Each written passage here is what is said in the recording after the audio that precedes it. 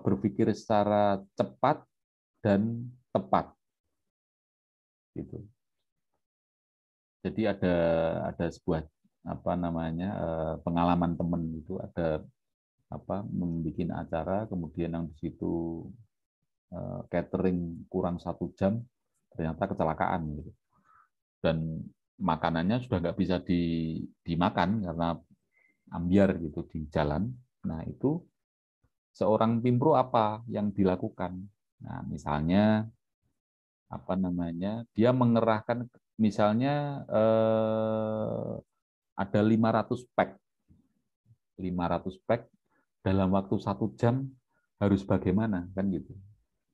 Maka kemudian mengerahkan mungkin 20 orang atau 30 orang dibagi, kamu ke restoran sana, kamu ke warung sana, kamu ke warung sana, kita bagi semuanya, kemudian kamu beli sekian porsi, sekian porsi, sekian porsi. Sekarang berangkat gitu. Nah, hal-hal semacam itu harus bisa diputuskan oleh seorang leader dalam event organizer secepat mungkin dan dengan keputusan yang tepat. Itu yang resiko-resiko event organizer ketika melakukan atau menampilkan sebuah acara gitu. Itu yang sangat penting. Kemudian siapa PIC dalam event staging itu? Otomatis pimpinan atau pimpro event organizer, kemudian kepala divisi acara atau director dalam konteks pentas seni gitu. Kemudian stage manager dan kru itu termasuk ada lighting, ada sound engineer, ada audio visual dan lain sebagainya. Itu yang penanggung jawab dari penampilan sebuah acara gitu. Kemudian ini hal-hal yang memang harus kita penuhi gitu, controlling event process activity, jadi dalam event staging. Jadi semacam controlling terhadap aktivitas proses event gitu. Jadi seharusnya seorang leader dalam event organizer itu controllingnya terus-menerus, mulai dari perencanaan sampai pelaksanaan sampai evaluasi harus terkontrol secara detail gitu. Yang kedua tanggung jawab. Gitu. Jadi event apapun personelnya SDM-nya harus tanggung jawab. Ada beberapa kasus gitu SDM yang tidak bertanggung jawab ketika dia mendapatkan tugas yang banyak, dia suka menumpuk pekerjaan atau menunda-nunda pekerjaan. Kemudian ketika menumpuk pekerjaan dia tidak bisa mengatasi, apalagi di momen di mana kita harus menampilkan sebuah acara, itu ada yang melarikan diri gitu. Dan ini otomatis tidak tanggung jawab gitu. Dan ini sangat merugikan dari teman-teman event organizer tersebut. Misalnya ada SDM semacam itu, seorang leader jangan kemudian emosi, gitu. Jadi tidak perlu ketika pada acara hari H kemudian mengumbar emosi, tidak baik, dan harus berpikir jernih bagaimana mengatasi saat itu. Saat itu harus teratasi secara baik. Gitu. Harus ada penggantinya misalnya, atau kalau memang dia bisa handle sendiri. Gitu. Kemudian terarah yang saya maksud di sini adalah sesuai dengan konsep awal. Konsep awal kita membuat acara itu konsepnya seperti apa, temanya seperti apa, kemudian sesuai dengan tujuan atau tidak. Kemudian yang keempat adalah cerdas, yang seperti saya katakan tadi. Cerdas itu bisa berpikir cepat, menemukan solusi secara tepat, dan bertindak secara cepat juga. Gitu. Otomatis harus tepat sasaran. Gitu. Kemudian kendala-kendala event staging di event penampilan event itu biasanya ini selalu terjadi kurangnya koordinasi. Kalau zaman dulu artinya kita bikin event alat komunikasinya juga apalagi sebelum ada HP gitu, itu akan sangat sulit. Tapi ketika sekarang ada HP, ada HT, ada media sosial, ketika kita nggak bisa telepon lewat media sosial dan lain sebagainya, itu sangat memungkinkan dan bisa mengeliminir dari kurangnya koordinasi. Nah, kemudian kendala yang lain adalah adanya konflik kepentingan di antara kru. Itu biasa ada mungkin berselisih pendapat dan lain sebagainya. Itu masalah-masalah sosial dan seorang leader di sini dituntut bagaimana menyelesaikan itu secara baik. Jangan sampai mengganggu event staging penampilan di acara kita kan gitu. Kemudian human error dan technical error. Nah, itu yang teman-teman ketika melakukan kegiatan otomatis itu juga harus bisa diantisipasi gitu. Itu kira-kira teman-teman tentang event staging. Artinya di sini yang saya tekankan adalah controlling day by day, kemudian pada hari H itu menjadi hal yang kita pertaruhkan. Gitu. Begitu teman-teman, kalau ada pertanyaan silahkan.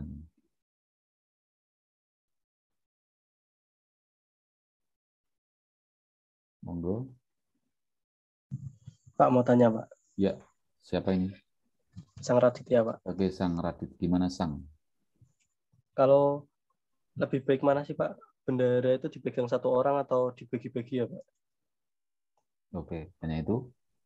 Ya, untuk saat ini itu dulu Pak. Jadi begini, manajemen itu seni mengelola. Intinya seni mengelola. Jadi kita bagi dua boleh, itu ditangani seorang juga boleh, bisa jadi ditangani 5 orang juga boleh, tergantung kebutuhan. Itu namanya manajemen itu seni mengelola. Artinya tergantung scope, tergantung kebutuhan.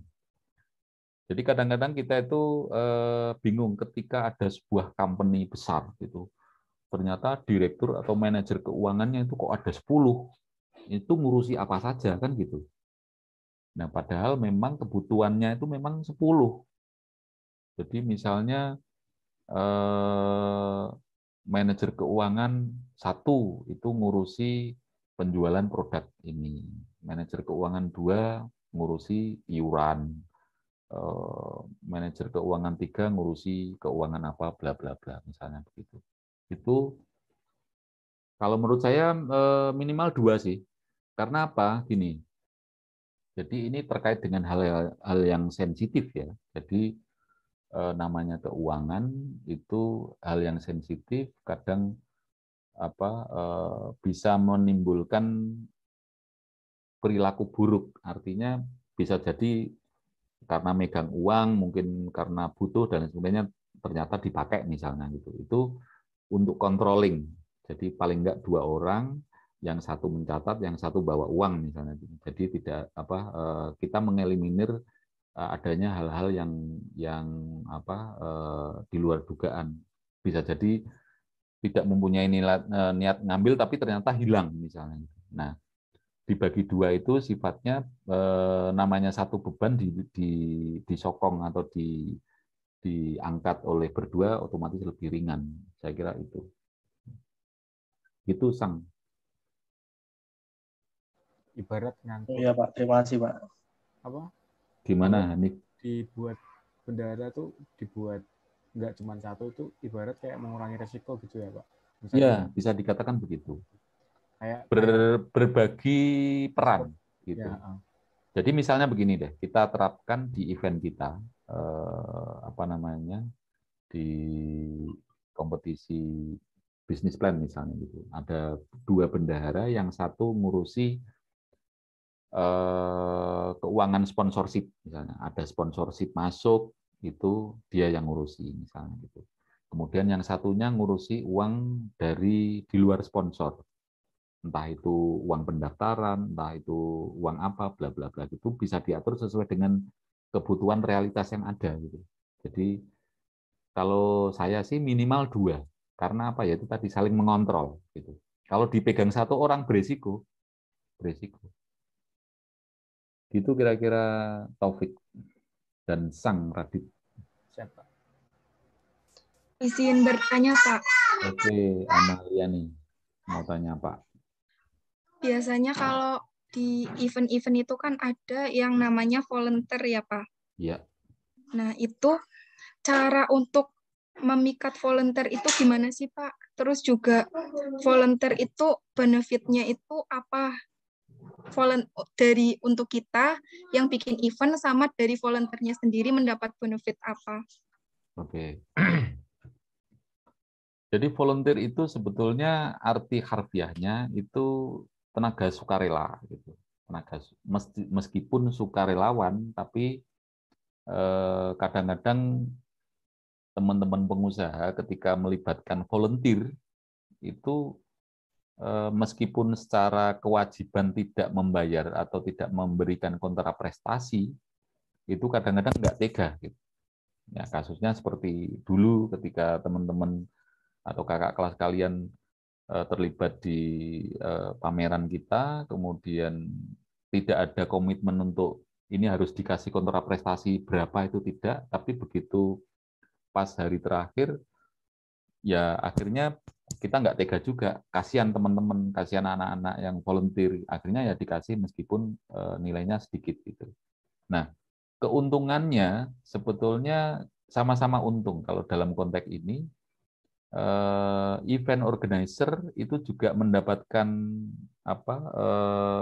tenaga, mendapatkan kru yang siap bekerja sekaligus belajar. Kalau keuntungan untuk volunteer otomatis termasuk yang dikatakan magang itu juga mendapatkan ilmu baru. Maka dulu kakak kelas kalian itu saya bilang begini, bahwa kalian itu di sini mendapatkan hal yang tidak akan didapatkan di kampus.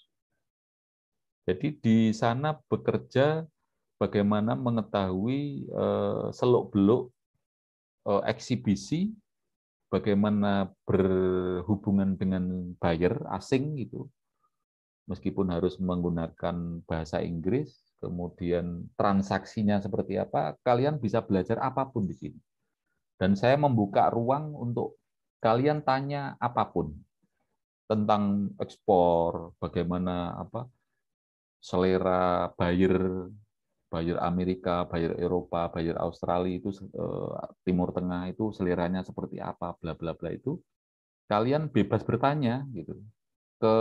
Termasuk ke teman-teman panitia. Teman-teman panitia itu kan juga eksportir dan mereka semua pengusaha gitu. Jadi teman-teman mahasiswa yang sebagai volunteer atau LO itu sangat bisa untuk mencari ilmu di situ, bertanya apapun, apalagi terkait dengan bisnis furniture sesuai dengan jurusan kalian kan gitu. Itu keuntungannya. Gitu. Itu Amalia nih. Terus untuk spesifikasi volunteer sendiri gimana, Pak? Gini, kalau kemarin dulu ya kakak kelas kalian itu saya bagi memang. Jadi spesifikasinya ada divisi-divisi yang memang butuh skill yang kuat gitu. Khususnya di sini bahasa Inggris gitu. Karena dia langsung berhubungan dengan buyer. Jadi divisi yang saya bagi itu yang mempunyai kualifikasi yang cukup kuat itu divisi buyer khususnya. Divisi buyer itu bisa 50 orang, bisa mungkin sekitar 40-an orang gitu. Jadi kita bagi menjadi beberapa bidang. Yang pertama di bandara itu paling nggak 4 orang gitu, dan bergantian shift gitu. Dan di bandara otomatis menyambut langsung kehadiran buyer. Begitu buyer turun dari pesawat, disambut oleh divisi buyer, LO divisi buyer itu. Kemudian di front office atau registrasi begitu buyer sudah sampai di venue, otomatis dia langsung registrasi. Registrasi membutuhkan komunikasi, khususnya bahasa Inggris, dan skill, termasuk bisa mengaplikasikan registrasi online. Gitu. Dan itu di training khusus, divisi buyer khusus di bidang registrasi. Setiap satu laptop mungkin dipegang 2 orang atau satu laptop 1 orang untuk di training sesuai dengan aplikasi registrasi buyer tersebut gitu. Nah, kemudian ada kualifikasi yang lain itu mungkin satu di bidang haki yang biasanya hubungannya jarang dengan buyer asing, dia justru malah dengan peserta yang mungkin membutuhkan ngurus hakinya, hak paten, hak macam-macam dan lain sebagainya itu otomatis tidak terlalu sering berhubungan dengan buyer, bahkan bisa jadi tidak pernah, tapi berhubungan dengan peserta pameran, termasuk bidang sekretariat yang berhubungan dengan peserta atau pengunjung, visitor, pengunjung lokal dan sebagainya gitu.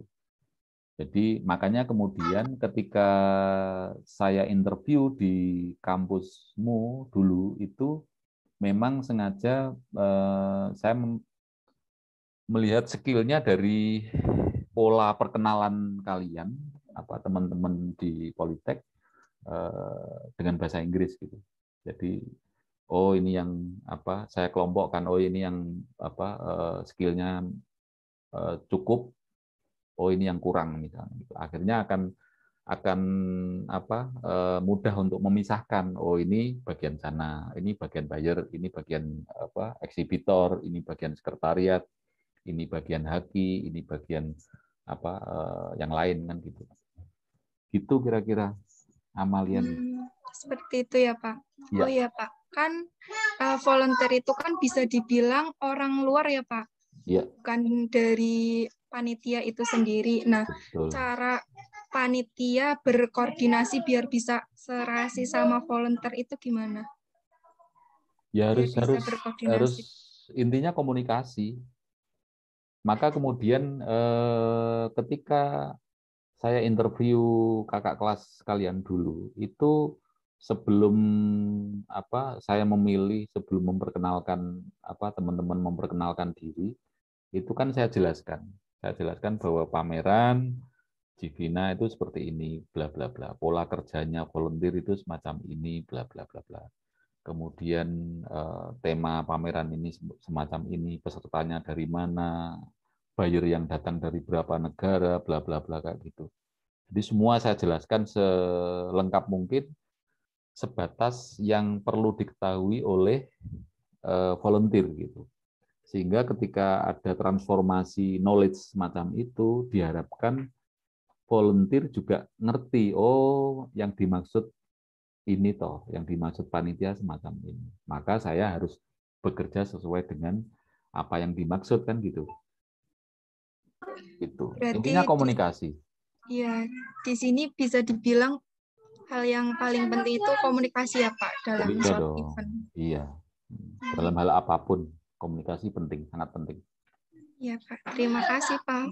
Nah, khusus tentang komunikasi begini, ini ada catatan khusus.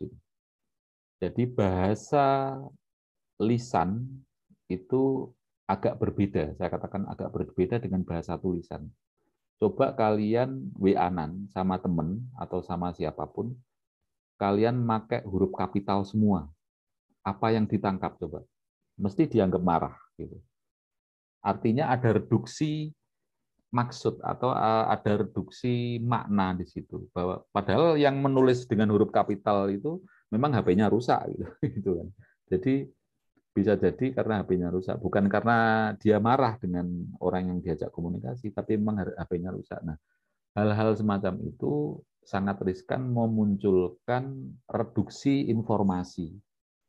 Maka kemudian kalau dalam konteks event organizer, itu komunikasi, apalagi di event staging, ketika acara mau mulai dan waktu pelaksanaan acara, itu hal-hal yang memang sangat urgent, itu bisa jadi harus telepon, harus pakai bahasa suara gitu. Itu lebih, intonasinya akan lebih tertangkap dibanding dengan bahasa tulisan. Bahasa tulisan sangat riskan terjadinya reduksi informasi. Akhirnya ketika terjadi reduksi menjadi salah paham, aplikasinya salah, menjadi semuanya nggak benar gitu. Gitu Amalian. Iya Pak, terima kasih Pak. Oke, Sudah ada paham. yang lain mungkin Pradita, Nurul, Maisaroh, Religia, Virus, Abram, Dwi. Ada pertanyaan? Belum, Apa? Pak. Oke. Mau tanya Pak saya, Pak. Ya, silakan, Taufik. Kalau di organisasi atau di event itu bendahara itu punya kewajiban nggak sih Pak? Kalau harus enggak, jangan event. Kalau event kan memang wajib. Kalau organisasi gimana Pak menurut Bapak? Sama. Jadi Berarti begini. tiap berapa bulan sekali rapat tuh dia harus melaporkan gitu ya Pak? Bukan cuma mencatat gitu ya Pak? Kalau menurut saya lebih baik begitu disuruh atau tidak itu sebagai bentuk fairness, keterbukaan. Jadi karena terkait dengan bendahara itu kan terkait hal-hal yang sifatnya sensitif gitu. Jadi yang patut menjadi contohnya di kampung saya dulu ya, itu setiap kali ada rapat RT itu mesti bendahara itu secara detail itu melaporkan ini iuran sekian, untuk membeli apa sekian, kemudian saldonya menjadi sekian. Nah itu setiap kali meeting, setiap kali kumpulan itu selalu dilaporkan meskipun tidak diminta. Nah sebuah organisasi atau company itu tergantung ownernya gitu. Tapi kalau menurut saya dibikin aturan akan lebih baik. Artinya begini, leader di organisasi tersebut itu bikin aturan menjadi peraturan bersama bahwa bendahara atau siapapun melaporkan secara rutin setiap minggu, setiap 2 minggu, atau setiap sebulan sekali misalnya, itu akan lebih baik. Setiap rapat rutin gitu. Ya, betul. Itu kan kalau sensitif menurut Bapak ya. Kalau misalnya anggota-anggota yang lain dalam organisasi itu tuh nggak ngerasa gimana-gimana gitu loh Pak. Santai aja mau dilaporkan apa enggak, itu mereka tuh nggak terlalu peduli gitu loh Pak. Menurut Bapak tetap harus dilaporkan apa enggak Pak? Ya tetap dilaporkan. Karena ini tanggung jawab moral, minimal tanggung jawab moral. Gitu. Apa enggak gitu ya, yang penting justru kalau menurut saya, seandainya saya membayangkan diri saya bahwa saya misalnya bendahara gitu, itu dalam kesempatan meeting atau rapat rutin gitu, menurut saya harus, karena menjaga jangan sampai ada teman-teman yang lain itu curiga atau mungkin bertanya-tanya. Kalau bertanya-tanya tidak langsung ke kita malah menjadi fitnah kan begitu. Wih, kemarin tuh kok organisasi kita ini kok membeli ini barang dari mana, harganya berapa, kok nggak jelas bla bla bla gitu. Nah, akhirnya kalau mereka ngomong di belakang kita kan jadi rumor atau menjadi fitnah kan gitu. Potensi menjadi fitnah. Saya gini aja Pak, saya ganti pertanyaannya Pak. Oke. Misalnya bendahara atau yang divisi keuangan itu laporan ke ketuanya aja atau ke seluruh pengurusnya kalau menurut Bapak lebih warasnya? Tergantung ya. Jadi begini, kalau skupnya besar, kalau gini, company-nya itu atau organisasinya besar, itu biasanya cuman pada ketua, sekretaris, dan ketua-ketua divisi di bawahnya. Kalau semua Tidak semuanya, tidak rapat pleno gitu. Tapi pada saat tertentu juga ada baiknya karena sifatnya terbuka. Ketika ada rapat pleno semua hadir itu dilaporkan juga lebih baik juga, nggak masalah. Nggak masalah. Mau pengurusnya dengerin atau enggak, percaya apa enggak, yang penting udah dikeluarkan dulu ya, Pak. Iya betul. Dan yang namanya ini kan persoalan prinsip fairness, keterbukaan gitu. Jadi semua bukti pengeluaran masuk dari mana itu harus jelas gitu. Karena begini, bukan apa-apa, ini bukan hanya ini persoalan hukum, tapi ini persoalan moralitas gitu. Dan ujungnya adalah apa? Trust. Ujungnya adalah trust. Orientasi bagaimana kita mendapatkan trust dari publik, dari teman-teman kita kan gitu. Karena unsur trust itu nomor satu bagi saya. Dimanapun kalian berposisi sebagai apapun, itu unsur trust menjadi nomor satu. Siap.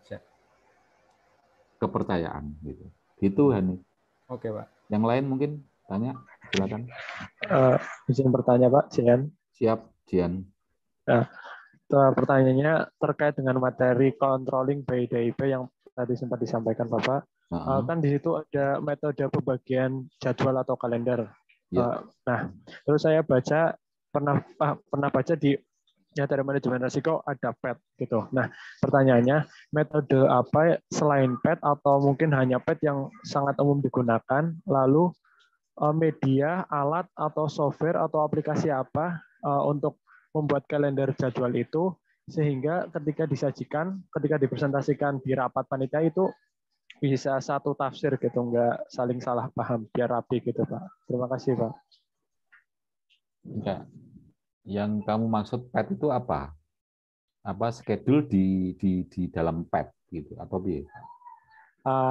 Kan biasanya panitia itu membuat jadwal kalender biar satu schedule gitu Pak. Nah, itu metode yang dipakai buat menyusun kalender itu apakah PET itu kayak yang pernah disampaikan di manajemen risiko? Lalu untuk membuat jadwal itu biar rapi sehingga dipresentasikannya tuh enak gitu Pak. Biasanya pakai software apa gitu Pak? Itu terkait dengan timeline. Kalau menurut saya ini persoalan